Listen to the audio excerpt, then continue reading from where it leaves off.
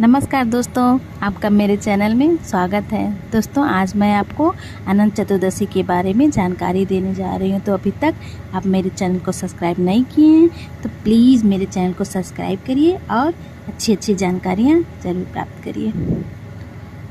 तो चलिए अनंत चतुर्दशी के बारे में हम आपको जानकारी देते हैं। अनंत चतुर्दशी के दिन हम लोग भगवान विष्णु के अनंत स्वरूप की पूजा करते हैं और अपने घर में सुख समृद्धि के लिए कामना करते हैं।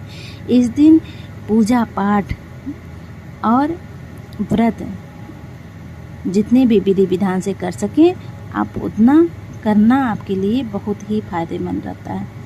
अनंत चतुर्दशी के दिन भगवान विष्णु के अनंत स्वरूप की पूजा की जाती है। इनके पूजन के समय व्रत और फलाहार रख के आप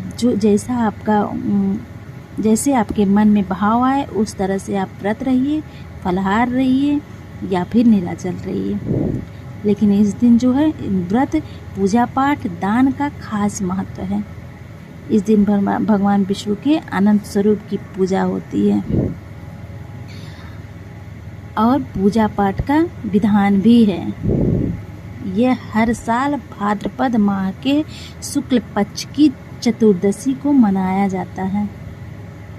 इस साल अनंत चतुर्दशी 9 सितंबर 2022 को मनाया जाएगा।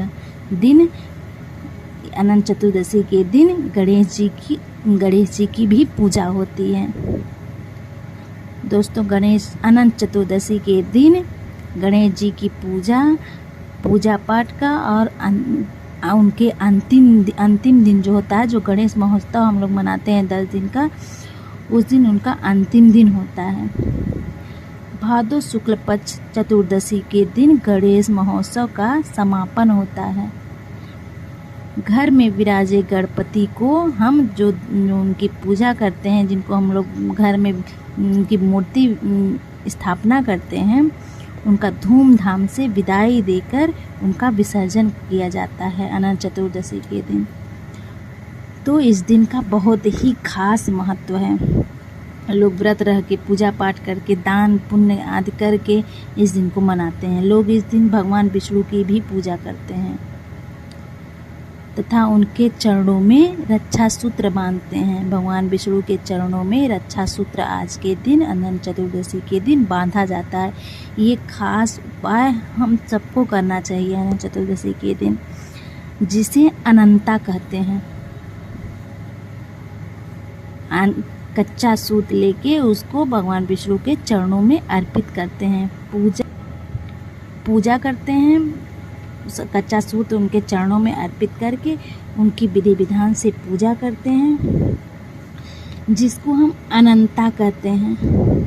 और पूजा करने के बाद इस अनंता को हम व्रती जो व्रत रहते हैं उनको अपने हाथों में बांध लेती हैं। अगर पुरुष हैं तो वो भी अपने हाथों में बांध सकते हैं अपनी मनोकामना को बोल के।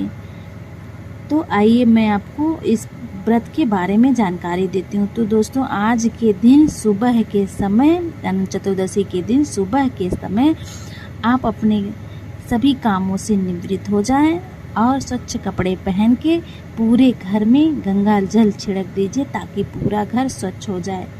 दोस्तों, अगर आप गणपति जी को विराजे हैं, उनकी स्थापना किए हैं, तो कहते हैं गणेश जी का जो 10 दिन है महोत्सव जो है वो बहुत ही पवित्र होता है। तो जहाँ गणपति जी रहते हैं वहाँ समझिए हर रिद्धि सिद्धि हर चीज़ वहाँ विराजमान रहती हैं।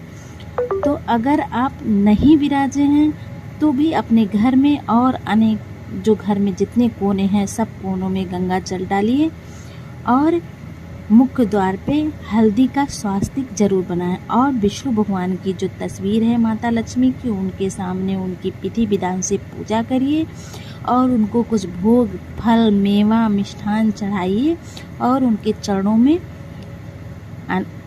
जो धागा होता है कच्चा सूत वो जरूर अपनी कामना जो है उसको बोलकर उनके चरणों में अर्पण करिए।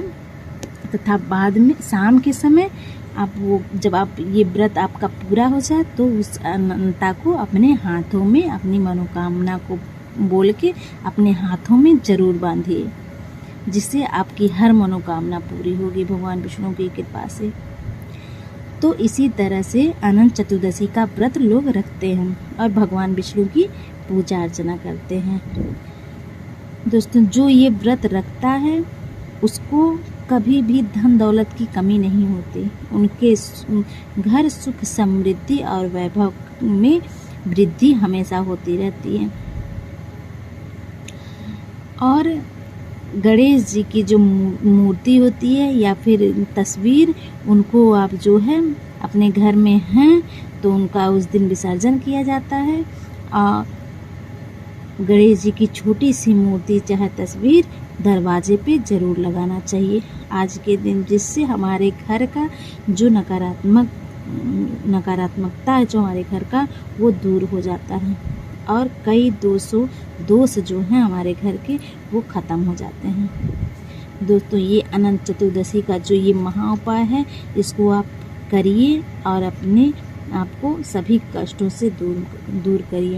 अपने घर में सुख समृद्धि का वास करिए।